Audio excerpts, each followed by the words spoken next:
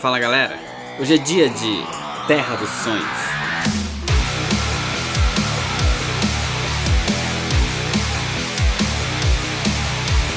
Terra dos Sonhos é o terceiro arco das histórias de Sandman, escrita pelo Neil Gaiman e desenhada por Kaylee Jones, Charles Vess, Colin Doran e Malcolm Jones III, no ano de 1990.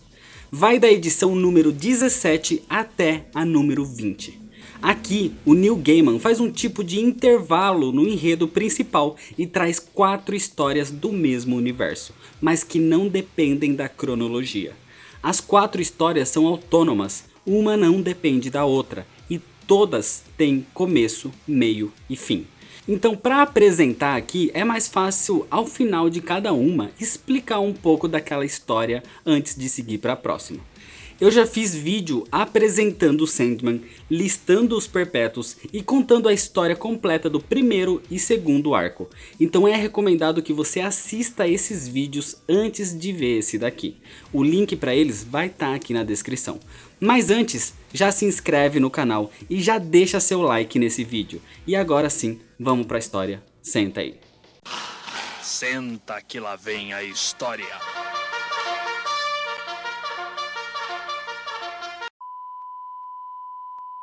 A primeira história é chamada Calliope e começa em 1986 com Richard Madoc, um romancista que escreveu seu primeiro sucesso, mas depois descobriu-se incapaz de escrever qualquer outra coisa. O Madoc tem um bloqueio criativo e não consegue desenvolver um livro, nem uma página sequer. Então ele entra em contato com Erasmus Fry, um romancista mais velho de 87 anos que já escreveu vários romances, poemas e peças de sucesso, mas tudo isso graças à sua inspiração, que é passada de escritor para escritor. E como Erasmus Fry não precisa mais dela, mas o Madoc sim, então ele apresenta a sua musa, a Calliope. Uma mulher mantida em cativeiro, nua, desnutrida e mal cuidada. A Calliope é imortal, uma das 9 musas da mitologia grega. Uma musa inspiradora que já passou pelas mãos de vários artistas no passado e agora o Erasmus entrega a posse dela ao Madoc como se ela fosse um objeto. O Madoc leva ela dali e a tranca no quarto mais alto da sua casa e o seu primeiro ato é violentá-la. Ele dizia que ela nem era mesmo humana, então isso nem importava. Logo depois, em seu estúdio, o Madoc começa a ter novas inspirações, novas ideias, páginas vão surgindo e em pouco tempo ele escreve um livro inteiro graças a Calliope. Em seu quarto, a Calliope chama 3 deusas, as musas originais do Olimpo, a Melet, a Aoide e a Neme. Ela implora por auxílio, mas as deusas dizem que não tem nada que elas possam fazer. Ela foi capturada de forma legal e nenhum outro deus poderia socorrê-la. Além de que a crença dos homens atualmente é muito fraca e os deuses só existem se os humanos acreditarem realmente neles, então não tem nada que elas possam fazer. Os únicos que restam são os perpétuos, um deles em especial com quem a Calliope já teve um relacionamento no passado e por isso não se dão muito bem, o Oneiros, conhecido também como Sonho. O problema é que eles não se separaram de forma amigável e se odeiam, o que poderia ser um problema, mas apesar de tudo, a Calliope teve um filho com Oneiros, então ainda existe uma chance dele ajudar. Mas o problema é que nessa época o Sonho também estava sendo preso num cativeiro, como foi visto em Prelúdios e Noturnos. O Madoc continua abusando da Calliope, tanto física quanto emocionalmente. Ele a trata como sua propriedade por vários anos, aonde acabou se tornando um escritor de sucesso. Mas com o passar do tempo, o Morpheus se libertou e ficou sabendo da Calliope, então foi ajudá-la. O Morpheus tenta falar com o Madoc para libertar sua prisioneira, mas ele se recusa, dizendo que precisa de ideias. Ele sonha com a fama em ser um grande escritor e chegar ao estrelato. Mas o Morpheus se revolta. A Calliope é mantida presa e passada como propriedade há mais de 60 anos, e ele não quer libertá-la porque precisa de ideias? Então, como punição, o Morpheus vai dar ideias pro Madoc, um monte de ideias. E com isso, enche a cabeça dele. O Madoc começa a ter ideias a todo momento, com tudo, relacionado a qualquer coisa, o que vai deixando ele cada vez mais insano. Ele precisa escrever tudo, mas sem papel e caneta, ele começa a escrever com o sangue dos seus dedos pelas paredes, deixando eles em carne viva. As ideias vão sufocando e esmagando a cabeça do Madoc. Ele sabe o que é isso e quem fez isso, então ele liberta a Calliope. A Calliope agradece o Morpheus e percebe como ele mudou. Antes ele teria deixado ela apodrecer, mas depois do tempo que o sonho ficou preso, ele voltou amadurecido.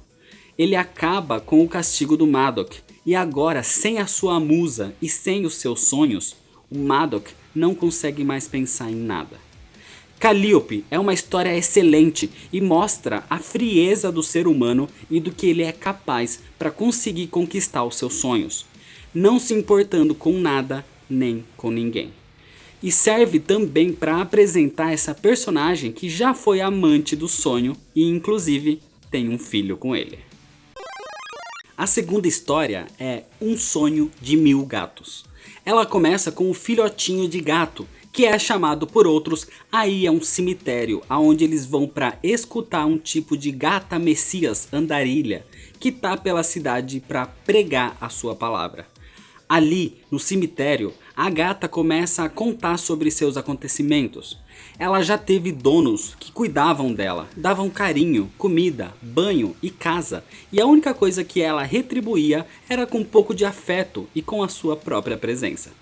Ela achava que a vida era ótima, até conhecer um outro gato com quem ela teve filhotes. Mas seus donos não ficaram felizes com isso e acabaram jogando os gatinhos no rio. Os filhotes morreram e a gata sentiu de longe a sua dor. Foi quando ela percebeu que os gatos não são livres, que ela estava sendo enganada. Os gatos são subordinados dos humanos, e enquanto eles vivessem desse jeito, eles nunca teriam liberdade. Naquela noite, a gata dorme e entra no reino do sonhar em busca de respostas, sabedoria e justiça, até que encontra o gato dos sonhos, o comandante do sonhar. Nesse momento, a gente percebe então que o reino do sonho não se limita só aos humanos. O sonho mostra a ela o início dos tempos, onde os gatos dominavam o mundo. Eles eram bem maiores e os humanos naquela época eram as suas pequenas criaturas, seus bichinhos de estimação. Os humanos serviam aos gatos, alimentando e dando carinho, e em noites de lua cheia servindo de alimentos aonde os gatos caçavam eles. Até que um dia um humano surgiu e teve um sonho, uma inspiração. Ele andou entre os homens e disse para que todos eles sonhassem com uma vida melhor, com um mundo melhor, porque sonhos moldam e recriam tudo. Desse jeito, o bastante deles teve o mesmo sonho, e com isso o mundo mudou. Por isso agora os humanos eram os senhores e os gatos eram seus bichos de estimação. Sendo assim, a gata diz aos ouvintes que, se todos eles se juntarem e sonharem com o mundo como era, se 1000 gatos sonharem o mesmo sonho juntos, eles seriam capazes de voltar a dominar os humanos. A gata Messias atravessa o país na busca por conseguir fazer com que 1000 gatos sonhem com o seu sonho numa mesma noite, para que o mundo possa voltar a ser deles. Mas ninguém conseguiria com que 1000 gatos fizessem qualquer coisa ao mesmo tempo, e por isso não somos dominados por eles, ainda. O filhotinho volta para sua casa acreditando na história da gata e sonha. Um Sonho de Mil Gatos mostra bem como é o conceito de que, literalmente, os sonhos moldam o mundo. Tudo à nossa volta é fruto do sonho de alguém, e isso mostra que nossa vida é o reflexo dos nossos sonhos. E normalmente, para que algo aconteça, é preciso que esse mesmo sonho seja compartilhado por mais pessoas, nesse caso, por mais gatos.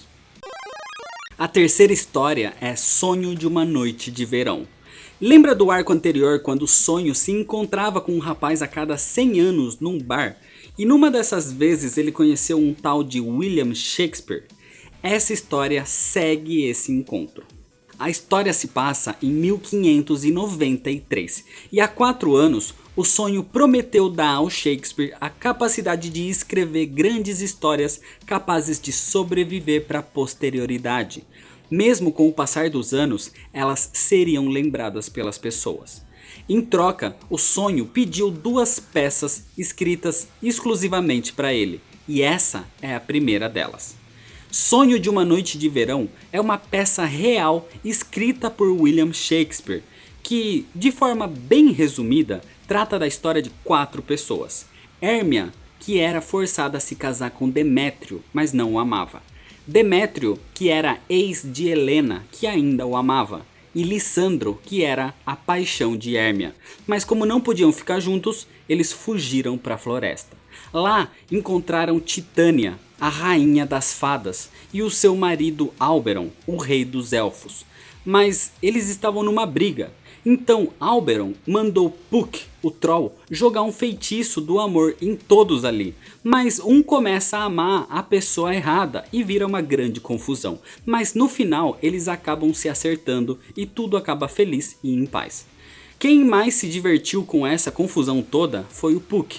Confusão que ele mesmo provocou. E afirmou que aquilo tudo não passou de um sonho de uma noite de verão. Essa é a história original. E no quadrinho, o Shakespeare vaga com a sua companhia de teatro e com o seu filho Hamnet até encontrarem um homem no alto de uma colina. Aquele homem era o Sonho, quem ordenou a peça ao escritor. Ali, ele convoca então a sua plateia e por um portal surgem duendes, trolls, ninfas, fadas e várias outras criaturas fantásticas vinda de Fairy. Inclusive surge Titânia, a rainha das fadas, e o seu marido Alberon, o rei dos elfos, junto do seu troll, o Puck. Eles são a plateia da peça que o Shakespeare escreveu, inclusive com essas mesmas criaturas como personagens, retratando esse acontecimento como algo real. Nos bastidores, existe uma conversa entre atores com o filho do Shakespeare, o Hamnet, aonde dizem que ele deve se orgulhar do pai. Então o Hamnet revela que o Shakespeare é um pai ausente. Ele parece que nem tá ali. As coisas acontecem e ele faz histórias com elas. O próprio Hamnet se sente menos real que qualquer um dos personagens das suas peças. E que inclusive, se ele morresse, era capaz do seu pai escrever uma peça sobre ele. De uns 4 ou 5 anos pra cá, as únicas coisas que importam pra ele são suas histórias. Apesar das alterações com a realidade daqueles seres, todos aprovam a peça e ficam encantados. Mas mesmo as atitudes sendo diferentes, o Sonho diz que aquilo é real. A peça vai perdurar pela eternidade e ela é real aos olhos de quem vê. Fadas, elfos, duendes são reais para quem acredita neles. E com essa peça, eles podem permanecer vivos na mente das pessoas. E desse jeito, serão bem-vindos na Terra dos Homens. Durante os intervalos, o Puck tomou o lugar do ator que fez o Troll. E ele começa a fazer das suas travessuras, deixando todos adormecidos no final da peça, enquanto ele fica desaparecido pelo mundo. Todos acordam no outro dia no campo vazio, sem saber se aquilo foi real ou só um sonho de uma noite de verão. Nessa história a gente vê bem como funciona os contos e como eles duram para sempre. Você pode acreditar que algo como uma fada ou um elfo é real se você realmente sonhar que aquilo é real, já que os sonhos duram mais que a realidade. É visto também como um sonho e a conquista desse sonho podem te cegar e te afastar de outras pessoas, como foi com o Shakespeare, que alcançou os seus sonhos, mas isso o afastou da sua família e do seu filho, de quem ele nem dava atenção, e com 11 anos de idade, o pequeno Hamnet acabou morrendo. O Shakespeare acabou se lamentando a vida toda pela morte do seu filho depois disso, até criando algumas peças em sua homenagem. Inclusive, Hamlet pode ser considerada uma inspiração direta da sua morte. O Shakespeare não tinha entendido o preço da sua barganha com o sonho. O preço era receber aquilo que um dia você sonhou conseguir. O preço de alcançar tão cegamente algo e as consequências que isso pode trazer. O alto preço que a realização de um sonho carrega. Sonho de uma Noite de Verão foi a única revista mensal de quadrinhos que ganhou um prêmio mundial de literatura, melhor história curta no World Fantasy Award de 1991, sendo uma das histórias mais conceituadas do Neil Gaiman, dos quadrinhos e de toda a literatura. A última história é Fachada, mostrando uma heroína há muito tempo esquecida pela DC, uma antiga companheira do Metamorfo, a Garota Elemental, chamada de Urania Rainey Blackwell. Ela conseguiu poderes de transformar seu corpo em qualquer elemento existente no planeta. Desse jeito, ela é praticamente imortal. Numa antiga tumba no Egito, ela foi abordada pelo deus do sol, Ra, e mesmo não querendo, ela conseguiu seus poderes.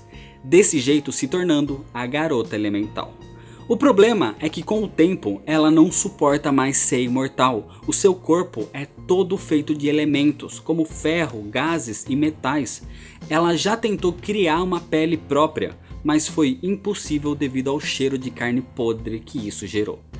Ela não aguenta mais viver sozinha, escondida e afastada de tudo e de todos, vivendo em depressão, tentando se matar e não conseguindo. Já tentou cortar os pulsos, mas ela não tem sangue. Já tentou se matar trancada numa garagem com o carro ligado, mas monóxido de carbono não faz a diferença para ela. Uma bala na cabeça é só mais um elemento adicional ao seu corpo. Nada funciona. Ela sofre com a sua vida, ela não consegue ser normal e não consegue se matar. Ela trabalhava numa agência, mas agora vive afastada por invalidez devido ao seu estado. E seu único contato no mundo é um atendente que envia o pagamento da sua pensão. Tudo que ela faz em casa é esperar a ligação desse agente do seguro e ficar imaginando formas para conseguir se matar. Até que um dia ela recebe a ligação de uma velha amiga da agência, da época em que ela não tinha adquirido seus poderes e sua aparência. Ela quer marcar um encontro. Claro que a Rainey aceita, fica completamente nervosa e ansiosa com isso. E para sair na rua, ela cria um rosto falso, um tipo de máscara de silicone, mas que dura só um dia até que apodreça. Inclusive essas peças antigas, ela acaba guardando e usando como cinzeiro. Ela cria um rosto e cabelos falsos de metal também, cobre seu corpo todo e vai ao restaurante aonde marcaram o encontro, mostrando como muita gente usa uma máscara ao sair de casa, tentando ser algo que sonha ser e não o que realmente é. A mulher é uma velha amiga e não sabe a condição da Rainey. Durante a conversa, o rosto falso da Rainey cai e assusta a todos ali. Com isso, ela foge correndo de volta ao seu apartamento, se trancando novamente e desejando uma forma de morrer. Ela chora muito e sonha com uma forma de acabar com a sua dor, com essa condição que corrói a vida dela. Nesse momento, uma moça que passava por ali ouve o seu choro e entra. Era a própria morte, que se oferece para conversar com a Rainey. Ela vê o rosto cinzeiro e a Rainey comenta que ela não consegue jogar fora, porque suas máscaras são como parte dela. E a morte diz que, realmente, os humanos são assim, sempre se agarram a velhas identidades, rostos e máscaras, mesmo depois que elas não servem mais, mas um dia você tem que aprender a jogá-las fora. A morte diz que não tá ali por ela, mas que a morte chega para todos, até para seres imortais. E o metamorfo normalmente vive por 2000 anos até seu próprio corpo entrar em colapso. A morte tá ali conversando com ela, mas ela tá em toda parte, em vários lugares ao mesmo tempo. Por exemplo, nesse mesmo segundo existe um massacre na África e um planeta inteiro sendo destruído em outra galáxia. e ela tá lá também, em toda parte. Ela não é abençoada ou misericordiosa, ela só faz o seu trabalho. Ela tá ali desde que a primeira coisa viva existiu e vai estar ali até a última delas morrer, aonde ela vai apagar as luzes e fechar as portas do universo quando for embora. Mesmo contra suas normas, a morte acaba ajudando a Rhaenys, dizendo que ela continua viva por causa dos seus poderes, e seus poderes foram dados pelo deus do sol egípcio, Ra. Então, para ela acabar com isso, é só conversar com Ra. A Rhaenys não entende muito, mas vai até a sua janela no momento do pôr do sol e conversa com ele. Ela sente a sua resposta, sente seus raios e pede por favor para tirar seus poderes. Ela nunca pediu por isso e só queria descansar. Desse jeito, olhando para o sol, ela vê que ele também é só uma máscara de algo muito maior. E com isso, ela vira pó e finalmente tem o seu descanso e morre. Essa história é talvez a mais pesada no sentido emocional, carrega uma angústia e um desespero muito grande, mostrando como a imortalidade para alguns pode ser um sonho, mas para ela o sonho era poder morrer. E de forma até simples, ela consegue resolver o seu problema, mas esse sonho de descansar era tão intenso que ela nunca tinha parado para pensar de forma clara numa solução para o seu problema. E é desse jeito que termina a história. Terra dos Sonhos é um arco que independe do resto da saga de Sandman, e por isso é ideal para apresentar a pessoas que normalmente não são acostumadas a ler quadrinhos. Aqui existe um tom em comum, um assunto que passa pelas 4 histórias sem você nem perceber. As 4 mostram as aspirações, as ambições, os sonhos e as consequências que eles podem trazer. O Maddox conseguiu seu sonho de ter ideias e isso não acabou bem. Os gatos querem mudar o seu mundo, mas sem uma união o sonho não é possível. Shakespeare conquistou o seu sonho, mas o preço foi o convívio com a sua família e o seu filho.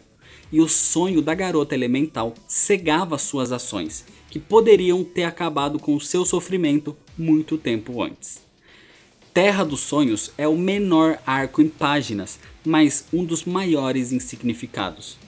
Traz mitologia greco-romana, mitologia egípcia, poesia, referências a músicas, bandas e autores da cultura pop. Tem várias outras referências, várias outras interpretações dos textos, ações e diálogos. Então isso gera muita discussão e diferentes interpretações das coisas por cada um que lê essa história.